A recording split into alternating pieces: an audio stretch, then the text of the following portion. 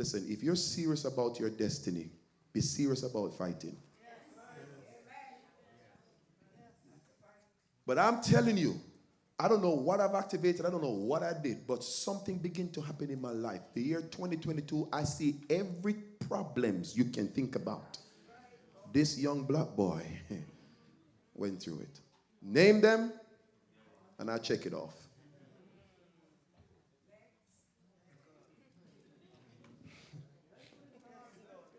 For some of you that you're thinking, Pastor, I haven't gone through anything much.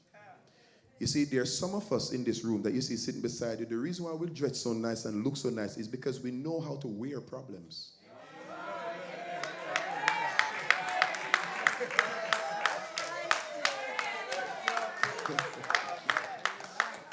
There's some people, you see the problems, and like this. Why? Oh, Jesus. Pray for me, church. Church, pray for me. There's some of us, problems we go through, it looks like this. Brother Sheldon, it means we're not in this thing to lose. When I'm through out of this ring, I'm telling you, my suit will be together. We ain't going to fight and the whole world know that we're in a fight. We're going to win clean. Oh, God Almighty, Jesus. Help me, Holy Ghost. I don't want to get excited. I'm telling you, I just want to talk to you. I don't want to get excited. I tell myself, listen, when I go through the fire, not even the smoke. The 3 Hebrew boys went through the fire. The Bible said when they came out, not even smoke was on them. They went through the fire, step out clean like they haven't been through anything. Friends, when I look back over my life and I think things over, I can say it is God that has been on my side where I step out of this problem untouched. You step out untouched. I don't know about you, but I if I should watch any movie, I'll be watching karate movies. There's some fighters, they fight, and if you even let the dirt go on their white clothes, they get upset. They're not fighting like, no. The real fighters, they don't stand one, but you're kicking, going crazy, they're just blocking, moving, and when they hit you, different type of fighting. There's some people, when they're through fighting, they're so tired. Stressed out, worn out, battered, bruised all over the whole place. There's some people when they're through fighting, you know they won. Everything just look calm. You need to learn how to wear problems. Learn how to wear situations that are difficult. Learn how to live in it. You're so broke and everybody think you're the wealthiest person that exists. You are so tired and people see in your church, you are the one running the aisles and you just came from work to be here. Why you don't come to church and you say, boy, work was so much. No, when you step in church, you said it's time for business. I didn't come here to wear my struggles and wear my hardship. I came to bless God. I came to worship God. So you get up out of that seat. You're the one running the aisles, though you're feeling tired.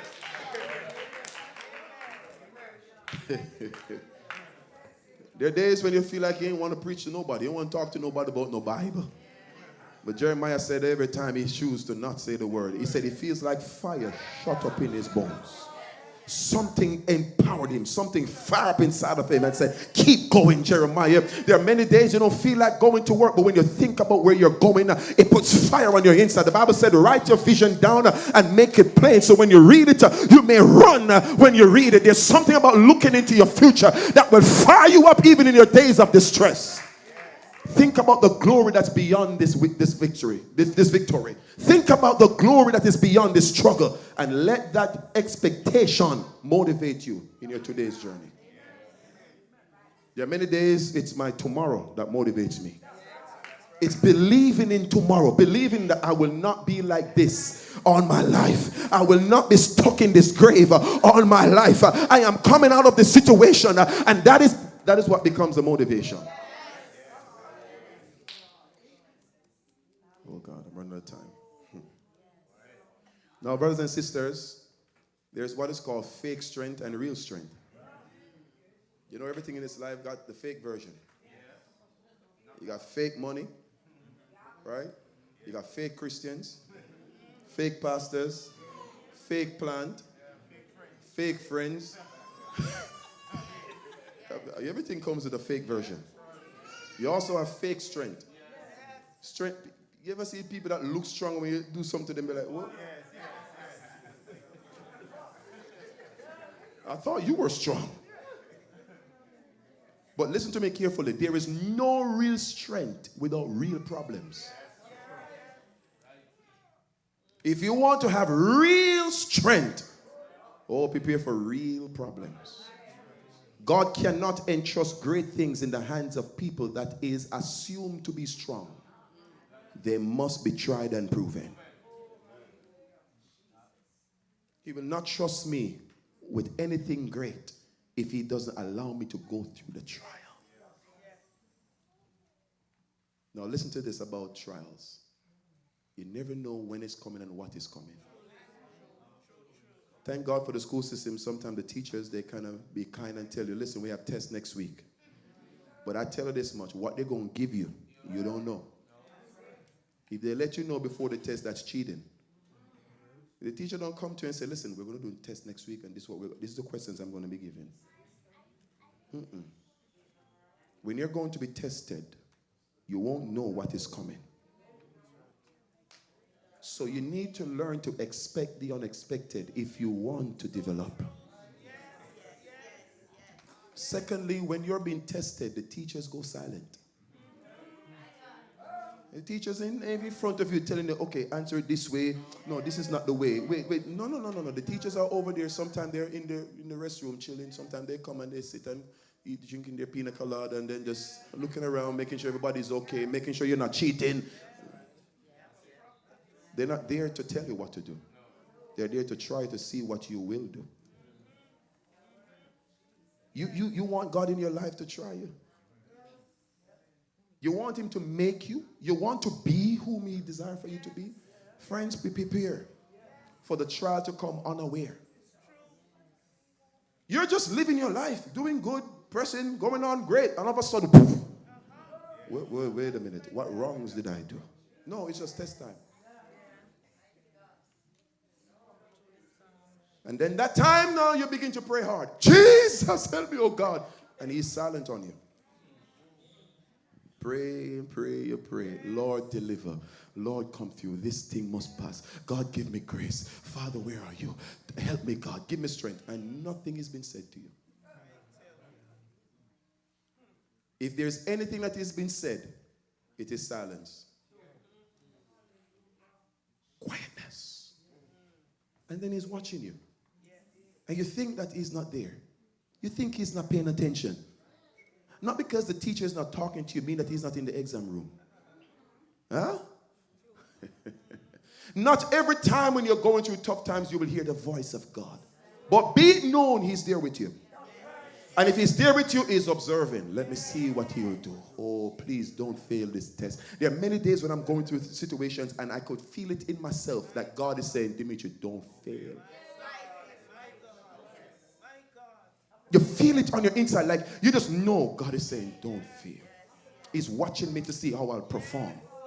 Don't fail. This thing is tough, but don't fail. Don't give in. There are days you have to tell yourself that, friends. I'm talking to somebody in this room. When there is a silence in your life and you're going through a tough time, just know your God is there trusting that you will pass. Because he knows if you don't pass, he's going to have to put you back in the same class. Which frustrates him because he wants to put you into a higher class. But you failing in that test disqualifies you for the next round. This is proven. This is the way God proves our strength. And it must be proven. How long am I talking now? Give me 5 more minutes, saints. I have a couple of things that I want to show you. I want to talk to you how to handle trials, how to handle it. Friends, the greater the pain is the greater the gain. So we know that trials only come to make us strong. 1 Peter chapter 4 verse 12 said, Beloved, think it not strange concerning the fiery trial which is to try you. Watch this now. As though some strange things happen unto you. Look at this, friend. You're living a life and the strangest things start happening to you. Strange. Watch this, friends. It says, think it not strange. He said, think it not strange concerning the fiery trials which come to try you. What it comes to do? It comes to test you. It didn't say which comes to kill you. Then it says, as though some strange things happen unto you. So as you're going and you're having a good life, some strange things begin to happen in your life that you can't even explain. Now listen, write this down. How to handle trials. If trials are not handled well, it can be destructive instead of constructive. Listen, I'm about closing. If trials are not handled well, it can weaken you instead of strengthening you. Trials can be very destructive if you don't know how to handle it. If trials are not handled well, it can be destructive instead of constructive. Listen to this. Number one, the first way how we go ahead to handle trials is to have the correct perception of trials. Correct perception. You've got to look at trials in the correct way. Correct perception. Strength is understanding the power of your perception. With the correct mindset, nothing can take you down. Keep a positive mindset even when things seem extremely difficult. Keep the positive mindset. This is how you're going to handle your trials now. I'm teaching you now how you're going to handle your trials, because if you don't handle it correctly, you'll die instead of live. Though it came to make you live. Let me give an example. I know some of you said time is up, but wait a minute. I'm almost there.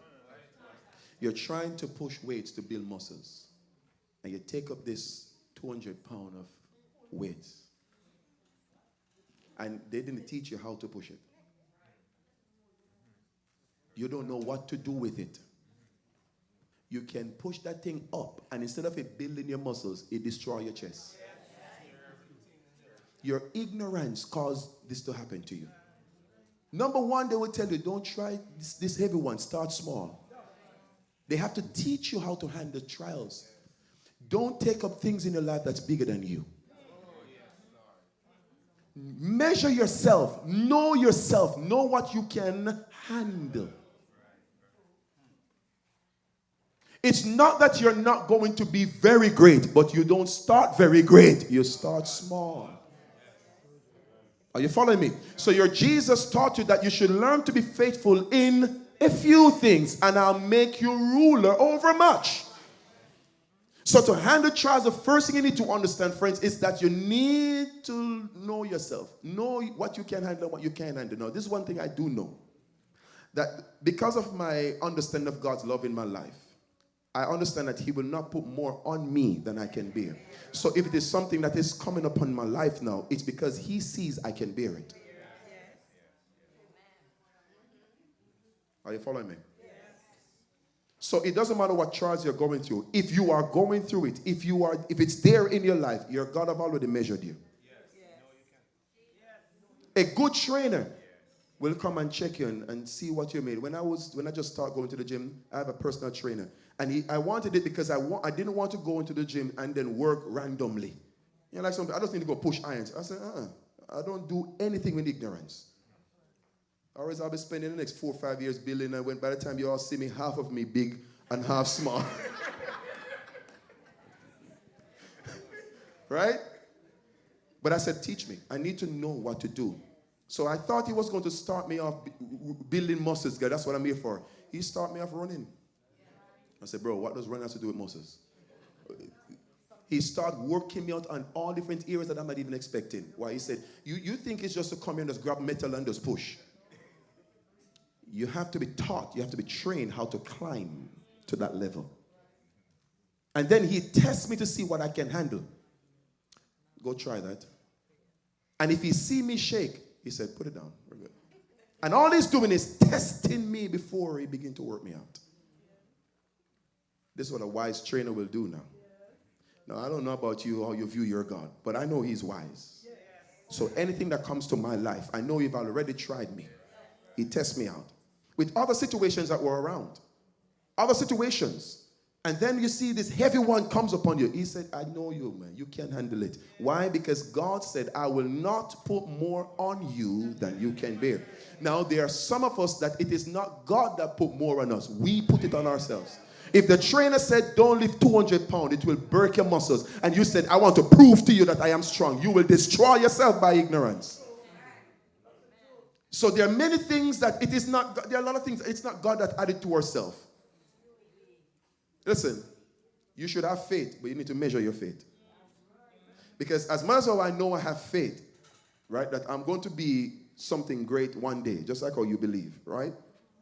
You're not going to see me now trying to go and bid for a skyscraper in Manhattan by saying that I have faith. So let me go and see if I could meet with Donald Trump, and we're going to have a bidding war in buying a skyscraper. Because I know I'm going to own my own skyscraper one day. Even God will look at you and say, Pitney, go sit down. Go, just... Sorry, that went over some of your head. I'm sorry. God will look at you and say, child, sit down. You think faith is foolishness. Measure your faith. Measure yourself. Start small. Do small things. Do it sometime in private. Exercise yourself in secret. And he said, I will reward you in open. So there are many things you need to test yourself out. You start off small. If you don't have faith for $200, why would you have faith for $1,000? If God is telling you, believe me on this, man, step out. I will bless you. And you don't have what it takes to go get it. You know, I remember days when I tried to invest in a little house. And I had zero money. But it wasn't a skyscraper. It was a house that was going for $20,000. So not because you hear someone say, we step out in faith and believe God, it means that he bought a house for $500,000. No. He stepped out having zero, but believed God to just grant him the $20,000. Because there must be somebody around that God can use to get me $20,000. There must be something around, somebody around. But you start off small. Stepping out by faith. You ain't got no hand-me-down. You ain't got nobody helping you, so you have to learn to move by faith. You learn to step out by faith because your people around you, obviously, some are even depending on you. They're all poor. They're all broke. They're all weak. They're all sick. All that kind of stuff happening. So you have to now begin to train yourself if you want to be the help to others. You have to start off small by faith. You're stepping out by faith. And God is watching you with small things. This building that you're seated in, I stepped up by faith, starting with a little house for $19,900. An abandoned house. Human feces all over. No light, no water, no gas. And I'm starting what? A church. How old was I? 26? Having a baby. But God said, I want you to do this because I want to start my work in this community. All right, let me see what you'll do with this little house. So one day I stood outside and I was ashamed. It was all garbage all over the front of the house.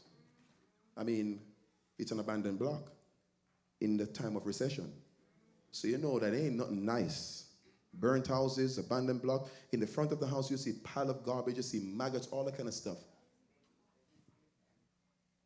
And one day I stood out there and I said, God, how can I start church like this? Come on, everything inside is so messy, mucky. I don't have any more money. You know, it's my last little $20,000 a year that I'm using to buy this thing here. You see it. It's not like I had some money sitting in the bank and I said, I'm going to do it. I'm doing this by faith.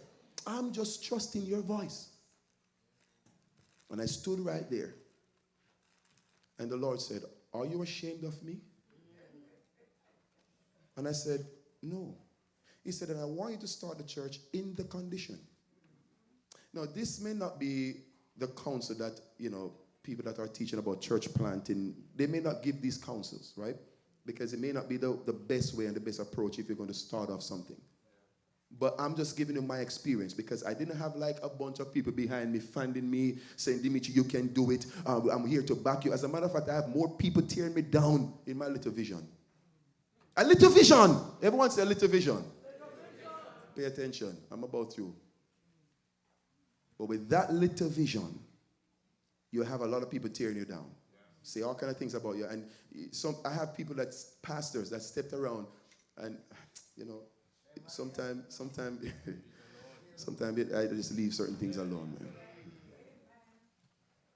These young men come around, they're trying to figure out where to make money. Right? And don't know how you're depleted just to even start this thing. 6 times I dug a hole. 3 times I dug a hole, 6 feet deep, trying to get water in the property. For what? To make money? Not even a penny. It's just for what? Church. Deplete every money I couldn't pay anybody to bring water into $15,000 to put water inside. I have to dig that hole. And every time I dig it, I try to patch the pipe up, I try to fix it, then I cover it up, call the water commission for them to turn on the water. There's a leak all over the whole street. I had to dig it again. And the 3rd time I wept, I began to cry in that hole. I said, God, this is too much, man. I said, you couldn't even help me by the Spirit fix the pipe. I'm telling you exactly what I said to him. At least help me out by the Spirit fix the pipe. Like, this is not fair. I'm alone in this heat doing this digging. Nobody around to help. But you're walking by faith, trusting God. Yes. I have the mayor that came there and said that they claim that I put up siding on the house and without permit. And I said, sir, you should even be glad that I decided to buy this piece of place. I said, look at the picture when it was listed. They're trying to find me to buy an abandoned house. I said, go look at the picture when it was listed. And then look at the house now. And you realize that before I purchased it, all that was done. They have the siding around it because they're trying to say that the house was abandoned, and I went and I did the siding and stuff, and I didn't pull permits and all that stuff. And I said, you should even be glad you find somebody trying to buy a piece of house on this piece of block. Nobody, no investor was willing to even walk. Nobody. The first day I stepped out of my car, when the Lord said he wanted me to purchase, I stepped out, opened the door, and I closed the door immediately and kept on moving. Here, so I said, Lord, here, never. It was too terrible. And the Lord said, are you ashamed of me? He said, start in this condition. So ask the Wilsons, they were there. When we started, it was all dust, dirt, human feces, everything. The stove, that was our pulpit. There was a little stove that they accidentally left in the building, the house. When I say accidental, it's true. You don't vandalize those and leave stoves. Stoves are precious. What am I saying? He has been trying me with little. Let me see what you can handle. I did everything by faith.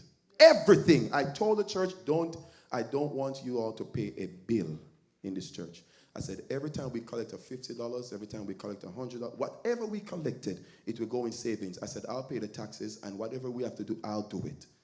And I did all of that, not because there's money sitting in my bank account. I said, this is my input in the things of God. I will put my labor in it. I will do what I need to do. And I wanted the church to begin to save something so that we can eventually purchase a building. Now, when we recognized this place about a year or so after, it was all a move by faith. There was no money sitting there. We were collecting for tithe and offering, not even Ann School County. It was so small. But then you have critics all over. This one is doing this for this one is doing it for that, and all kind of foolishness. But the Lord will watch you with small things. Let me see if he'll give up. Let me see to what extent. Let me see what he'll do.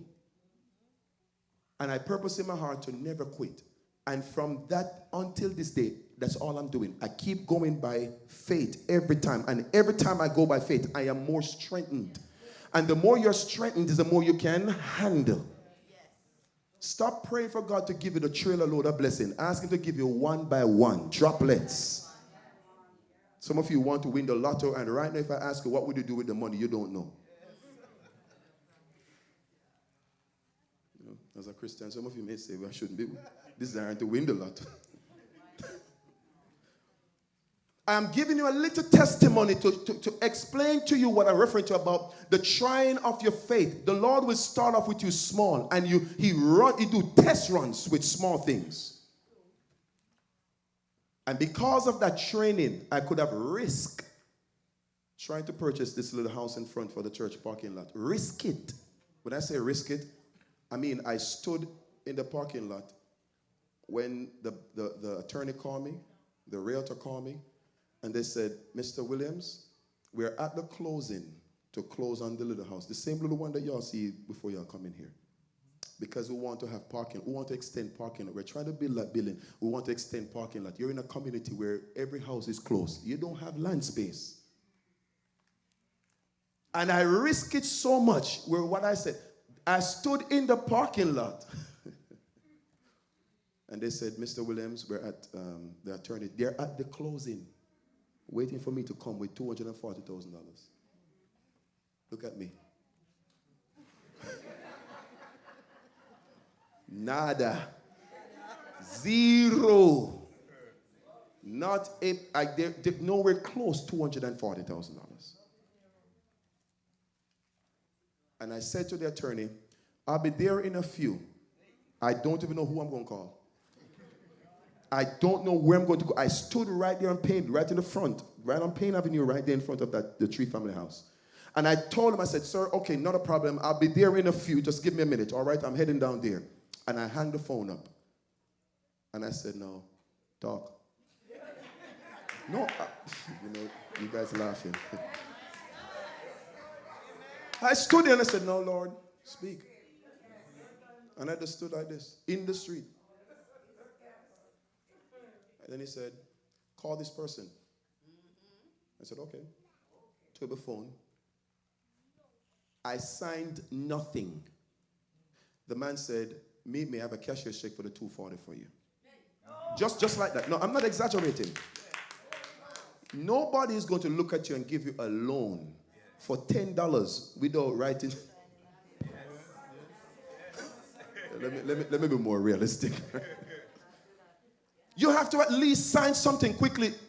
$200,000? Are you joking? What do I get for... Demetri, just meet me. I went and I grabbed that check. I went to the attorney's office and reached there at the time, but I told him I'm getting there. And I did not have a penny.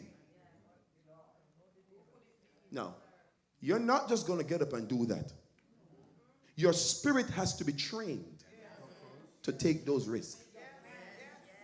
You're talking about people to be paid. You're talking about this person is moving out of their house and they already have another house waiting to purchase. Waiting on this check coming from Demetri Williams in order for them to purchase that house. So if I didn't come up with that money, everybody, they would have sued me. You name what they would have done to me.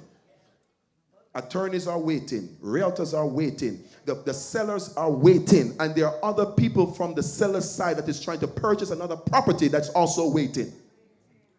And I risk everything saying, God, do it. And now the church, we have our parking lot. You see?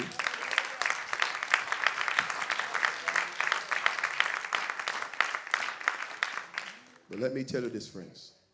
What I'm telling you, it's not a joke. For you to be able to function like that, trusting God, He will start you off trying you with little. Let me see. I gave her $200. Let me see if she can at least pay her $20 tithes. You're just struggling, Lord, it is so hard, man. $20? And you want a $1,000 paid job. You want God to bless you with $2,000 paid per week, and He look at you with your $20 and you're struggling to give Him $20. Then you have somebody have the audacity to say, Lord, if you give me more money, then I'll pay my tithes. Like God is a fool. If you can't pay, if you can't give to Him with a little, what makes you think He's going to be convinced you will give to Him when it's much? You already have a bent out of shape attitude. I told the Lord I want my tithes to be $10,000 per week. That's what I told Him. I want my tithe to be $10,000 per week. Now, with such great desire, well, to some it's not really great desire. I have people that have $100,000 per week for tithes, right? But with that desire, he's going to watch to see if I'll pay $1,000 a week tithes. So he'll give you $10,000 per week, and then let me see if you'll struggle to write that check for $1,000. And every week he's watching you writing that check, your hand heavy. $1,000. You look and you say to your wife, baby, $1,000? $1,000 I'm giving for tithe? $1,000? And your hand heavy to write this for the kingdom of God. And then the Lord is there judging it. And if your hand is heavy in writing that $1,000, he'll be heavy in giving you $10,000.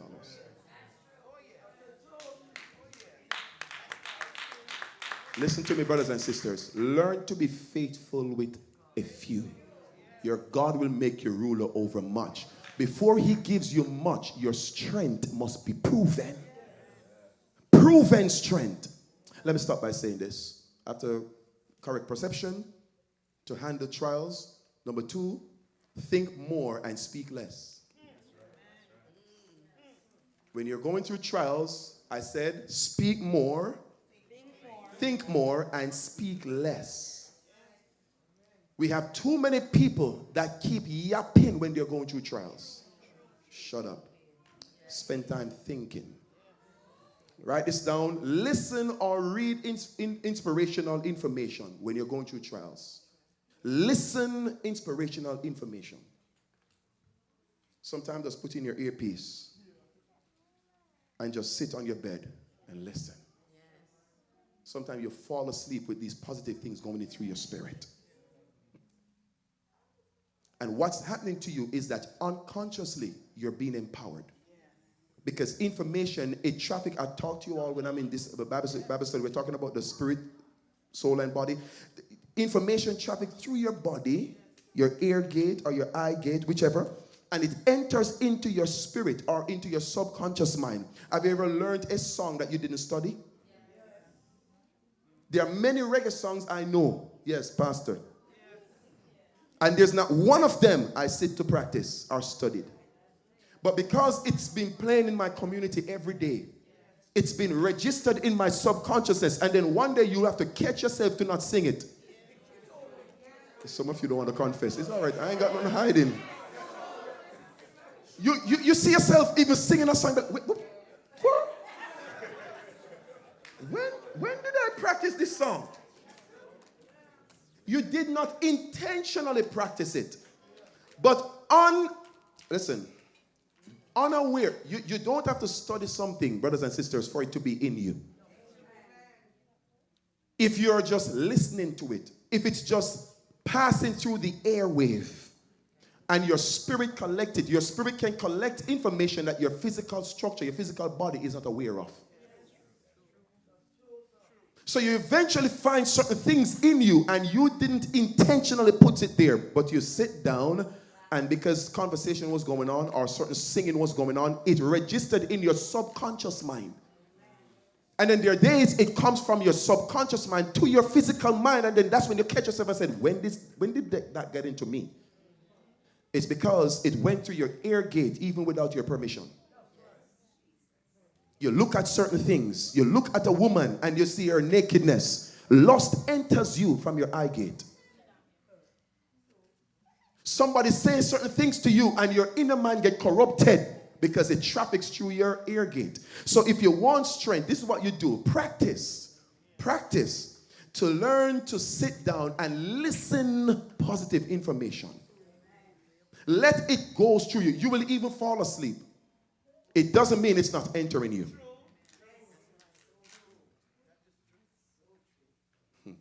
You know, one day a gentleman was preaching and I was listening to his message. No joke. It was a mystery for me when I got up the day. I was at the conference that this man preached from about 2000, the year 2000. I was at that conference, having that man laying his hand on me in the same conference that I was listening to. My spirit literally enters into the conference. And he touched me. Now, this is a conference that it's a message that I am listening to. And the man ministered to my spirit in the conference. That was preached almost 10 years ago.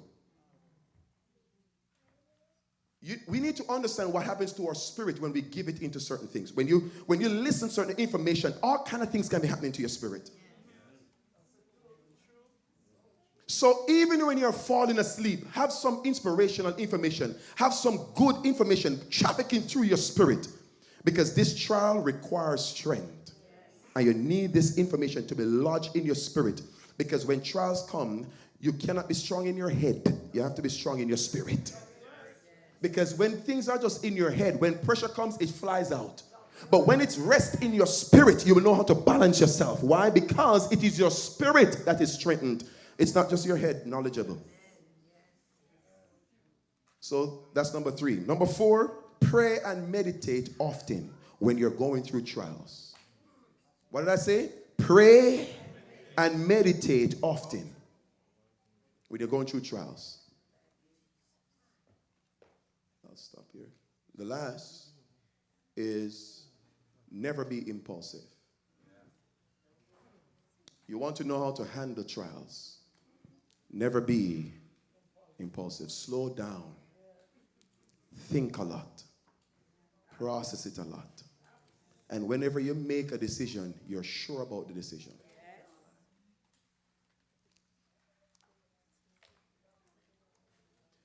It's best you take long to do it, and when you do it, you're sure, than to do it quickly and have regrets. Did you hear what I said? It's best you do what? Slow down and take long to respond. And be sure of the response. When you're done making your decision, you're sure about it. Than to make it quick and live with regrets. This is one phrase you should always make sure doesn't happen to you. Do your best. I know it can be challenging, but do your best. This phrase, if I had known.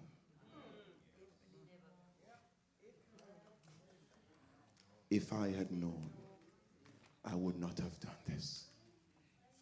It's a word, a phrase that have no solution but sorrow. Slow down when you're going through trials and make conscious decisions. Never be impulsive. Let us all stand. Thank you for listening.